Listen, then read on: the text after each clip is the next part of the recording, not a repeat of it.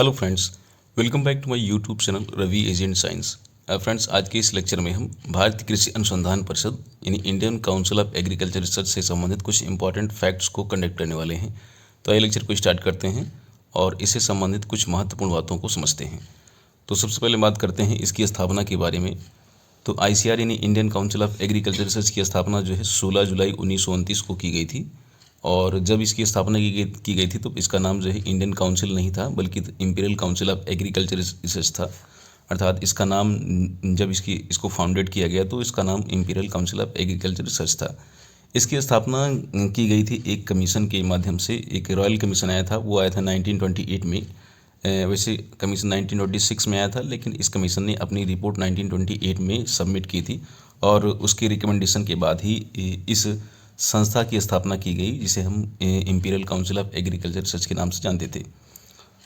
इसकी स्थापना की गई थी कृषि अनुसंधान को बढ़ावा देने के लिए और भारतीय कृषि की उत्पादकता में सुधार के लिए। आगे बात करें तो इसका नाम चेंज कर दिया गया था 1947 में, और भारत में स्वतंत्रता के बाद इसका नाम चेंज करके Indian council of agriculture research रखा गया। इसका नाम चेंज करने का जो सुझाव था वो किया गया था। एक व्यक्ति थे जिनका नाम था जोगेंद्र सिंह। तो उनके सुझाव के बाद जो है इसका नाम चेंज किया गया और इंपीरियल से Indian council of agriculture research का नाम रख दिया गया। आगे बात करें इसके मुख्यालय की, तो इसका जो मुख्यालय जो है आपका नई दिल्ली में है। और उद्देश्य की बात करें तो क्यों ये स्थापित किया गया था, तो बहुत सारे उद्देश्य हैं। ICR का जो प्रमुख उद्देश्य है वो कृषि, बागवानी, पशुपालन, मत्स्य पालन और कृषि संबंधित अन्य क्षेत्रों में अनुसंधान और विकास करना है, ताकि किसानों के जीवन स्तर में सुधार हो सके और देश में खाद्य सुरक्षा बढ़ सके। अन्य बातें करें तो संस्थाएं जो है, तो ICR जो आपका ये एक ऑटोनोमस बॉडी तो है ही, इसके साथ साथ बहुत सारी अन्य संस्थाएं को भी ये जो है गवर्न करता है। बहुत सारी संस्थाओं पर भी जो है अपना जो है ये कह सकते हैं कि इसकी गवर्निंग चलती है।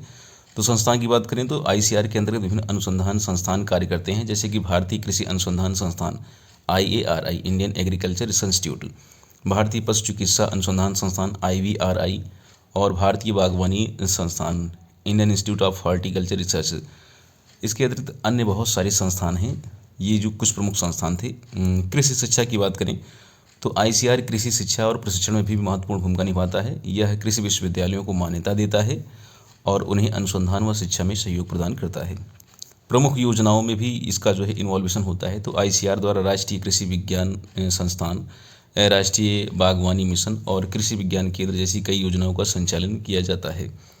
कृषि अनुसंधान में योगदान, तो ICR जो है कृषि अनुसंधान या एग्रीकल्चर रिसर्च में भी काफ़ी कंट्रीब्यूट करती है। तो ICR ने भारतीय कृषि के लिए कई उन्नत बीज, कीट नियंत्रण विधियाँ और कृषि यंत्र विकसित किए हैं, जो किसानों के लिए लाभकारी साबित हुए हैं। कृषि विज्ञान परिषद पुरस्कार, ICR कृषि क्षेत्र में उत्कृष्टता को मान्यता देने के लिए कृषि विज्ञान पुरस्कारों का भी आयोजन करता है। तो ये थी कुछ महत्वपूर्ण बातें जो ICR से संबंधित थी। इसके अतिरिक्त अन्य बहुत सारी बातें हैं जो इसके बारे में जानना भी बाकी शेष रह गया है। फिलहाल आज के इस लेक्चर में इतना ही, परंतु इस लेक्चर को समाप्त करने से पहले हम अपने विद्यार्थियों से कुछ क्वेश्चन पुटअप करना चाहते हैं इस टॉपिक से संबंधित। तो आप उसको नोट कर लीजिए कि आपको बताना है कि प्रेसिडेंट ऑफ ICR जो है वो कौन होता है।